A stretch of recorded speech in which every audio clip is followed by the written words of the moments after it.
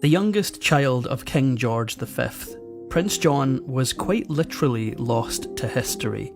His strict family kept the boy hidden from view all his life. Then, starting in 1919, everyone began saying that King George only had 5 children, not 6. Decades later, researchers made a stunning discovery in a royal photo album, and Prince John's heartbreaking mystery was finally revealed to the world.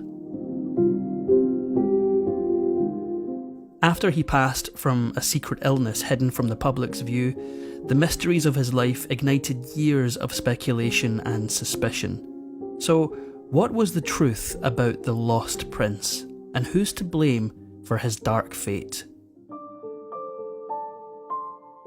As the 5th son and last-born child of George and Mary, Prince and Princess of Wales, Prince John arrived 6th in line to the British throne on July 12, 1905. Being a prince and all, one would assume that young John would enjoy a life that most others could only dream of living. Sadly, his brief existence seemed doomed from the start. Prince John's early years were happy. His parents were loving and referred to him affectionately as Johnny. As the youngest of 6 children, he spent his childhood at his family's country home in Sandringham Parish, playing with his older siblings, Prince Edward, Prince Albert, Princess Mary, Prince Henry, and Prince George. As is common in royal households, the nanny handled most of the child rearing. Charlotte Lala Bill lovingly cared for Prince John from the time of his birth until the time of his tragic death, and the two of them formed an unshakable bond. It's easy to see why, because Prince John seemed like a fun kid. He once crudely dressed himself as a Native American with the help of his sister Mary's paintbox before dashing into his parents' fancy dinner party. He liked to glue doorknobs and place inverted drawing pins on sofa cushions. Now, to be fair, every child goes through a pranking phase. However, in Prince John's case, there seemed to be something more going on. The family let him run riot for a heartbreaking reason.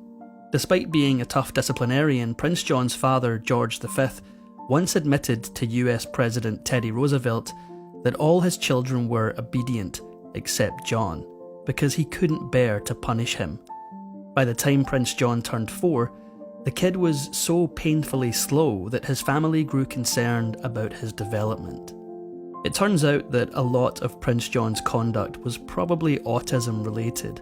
Of course, nowadays many autistic children go on to live perfectly happy lives, and Prince John should have too. Unfortunately, the poor tyke faced far more dire health complications as a result of his other diagnosis. Prince John experienced his first convulsion when he was only 4 years old, and as he grew older, his epileptic fits grew more and more frequent. The royal family chose to keep information about John's condition as secret as possible, lest someone question the purity of their blue blood. Some critics claimed that Prince John disappeared from view because his family feared he would embarrass them. Apparently, no official portraits of John exist after 1913. His family even excluded him from family photographs, including the one taken for his parents' silver wedding anniversary in 1918. But photographs aside, he also disappeared in person.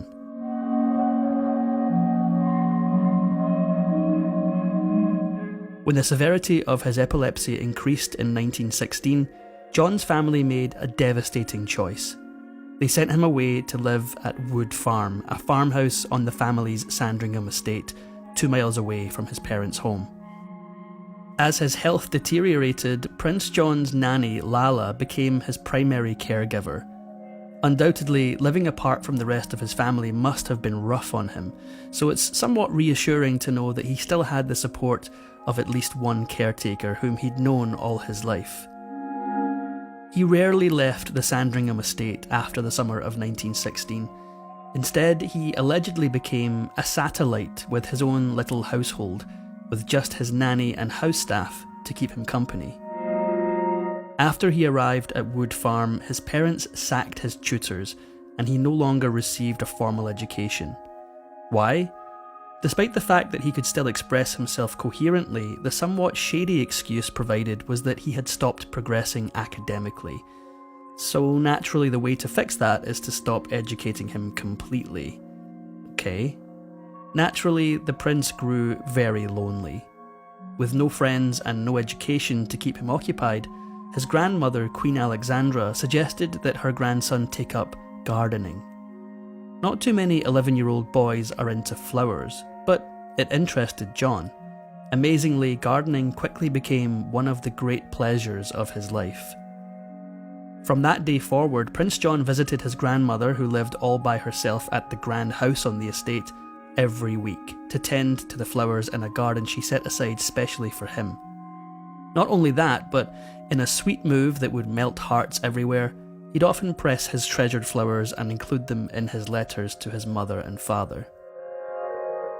As much as he adored his grandmother and his garden, young Johnny still yearned for playmates his own age. At long last, Prince John's mother finally addressed the issue of his perpetual loneliness. In an unusual gesture, most likely motivated by guilt, Queen Mary violated royal protocol and agreed to find some local youngsters for her son to befriend. Winifred Thomas quickly became his closest friend. She was a young girl he'd actually known from years before and who now serendipitously also resided at Sandringham. With Winifred by his side, Prince John finally appeared to enjoy his life at Wood Farm. They would go on nature hikes and tended to Queen Alexandra's garden together like two peas in a pod. Surrounded by playmates who understood and supported him, Prince John quickly reverted to his old ways, including his mischief-making. In an unexpected twist to the common narrative about his life, Prince John's friends absolutely refuted the gossip that he was an unhappy kid who never saw his parents, calling the rumours untrue. Indeed, they claimed that John was actually quite a happy child whose parents regularly came to Sandringham to see him. So what triggered the rumour about the young prince's abandonment? Well, it was mostly because of the trifling matter of World War I. Prince John did experience periods where he didn't see his parents much, but it had nothing to do with them abandoning him. When World War I broke out in 1914, John was only 9 years old, and his parents had already ascended the throne as king and queen. It was their job to keep the kingdom's morale up. So while his parents were off traversing the nation on official business, John, whose health wasn't great, stayed safe at home in the countryside with his nanny. As for why he lived separately from them in the first place, sending a small child away to live apart from the rest of the family may sound cruel, but it appears to have been a tremendous mercy in Prince John's case. Back in those days, people actually considered epilepsy a mental illness, and anyone diagnosed with it wound up confined to epileptic camps and psychiatric facilities. So, Prince John essentially got a much better deal given the alternative. Between his mischievous sense of humour and his knack for evading his strict father's punishments, it might not surprise you to learn that Prince John received preferential treatment from his parents compared to his siblings. A thorough examination of the royal archives indicates that he was, in reality, Queen Mary's favourite child. He was the baby of the family after all. Thanks to his parents' favour and the fact that he had his own private house, in comparison to his siblings, the prince lived like a king. Prince John's father, George V, earned a serious reputation as an incredibly strict disciplinarian, particularly when it came to the boys in the family. As a royal, the man set ridiculously high standards for his children, often getting upset when his kids didn't conform, and children rarely conform. As such, although Prince John's siblings got the privilege of living with the king and queen, they had highly regulated and strict childhoods, whereas Johnny enjoyed a far more relaxed, peaceful upbringing in the country. That is, until disaster struck. Despite the hope that Prince John's epilepsy would ease over time, his convulsions surged in their frequency and severity once more. In response, his doctors made a terrifying prediction. They ominously claimed that the poor boy would never reach maturity. Sadly, even though everyone was hoping for the best, they soon began preparing for the worst.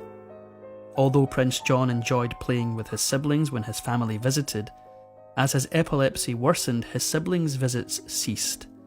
According to his nanny, Lala, John's parents made a difficult choice. They decided to isolate him from his siblings because it hurt them to see him suffer. She wrote, "We dared not let him be with his brothers and sister because it upsets them so much, with the attacks getting so bad and coming so often." It's difficult to say whether there were any more visits in between, but Prince John got his parents' blessing to see his family for Christmas Day in 1918, spending the whole day in the main home before heading back to Wood Farm that same evening. Little could anyone predict it would be the last time they'd ever see Johnny.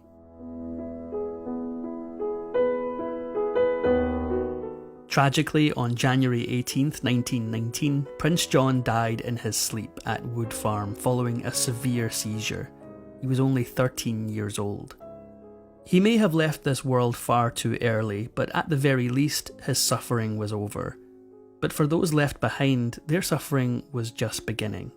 Sweet Prince John affected many lives during his short time on Earth, most notably that of his devoted nanny, Lala. She was heartbroken by Johnny's passing, to say the least, and for the remainder of her life she kept a photograph of Prince John above her fireplace mantel, along with a note from him that read, "Nanny, I love you." Although Prince John's parents felt a deep sadness at the news of their youngest son's sudden passing, they both considered it a blessing in disguise. His mother, Queen Mary, characterised his passing as a great shock, though for the poor little boy's restless soul, death came as a great relief, while King George regarded it as the greatest mercy possible. One of Prince John's older brothers, on the other hand, didn't seem to care very much at all.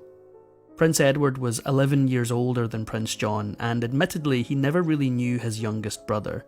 As a result, his reaction to his brother's death was cold. He saw Johnny's passing to be little more than a regrettable nuisance, and he even callously referred to him in a letter as more of a burden than a blessing. Unfortunately, those words endured for a long time. Many critics have since pointed toward Edward's flippant and disrespectful remarks about Johnny as proof of the family's harshness. It certainly didn't help that Prince John's family kept his illness a secret from the public. The royal family did a really good job keeping the public in the dark about Johnny's condition, perhaps even a little too good of a job. It was only after the Daily Mirror broke the news of Prince John's passing 2 days later that the world learned of his epilepsy. That protective secret ended up backfiring spectacularly. In the end, it really only served to fan the flames of controversy once the public learned the truth. Foregoing royal protocol, Prince John's burial was attended by all the Sandringham House personnel, his surrogate family.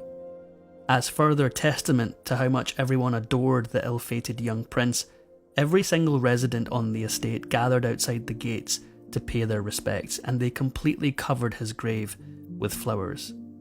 But then something curious happened. After the news of Prince John's passing circulated, the media never publicly mentioned him again. Instead, all subsequent press stories referred to the King and Queen as having only 5 children instead of 6. Even more strangely, all subsequent family trees thereafter depicted King George V as fathering 5 children. It was only in 1998, following the shocking discovery that his brother Edward's old photo albums contained pictures of Prince John, that his life came to mainstream public consciousness once again. After that, the circumstances of his tragically short life and hidden existence inspired a 2003 British television biographical drama about him, aptly titled The Lost Prince.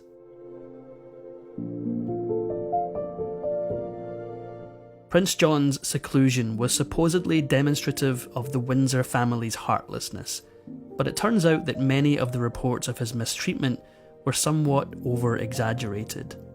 In truth, so few details of Prince John's life and struggles ever reached the public's ears that gossip and rumour mired a lot of the facts over time. Thankfully, there's plenty of evidence to suggest that, contrary to popular belief, there were many people, both family and friends, who adored the Little Prince.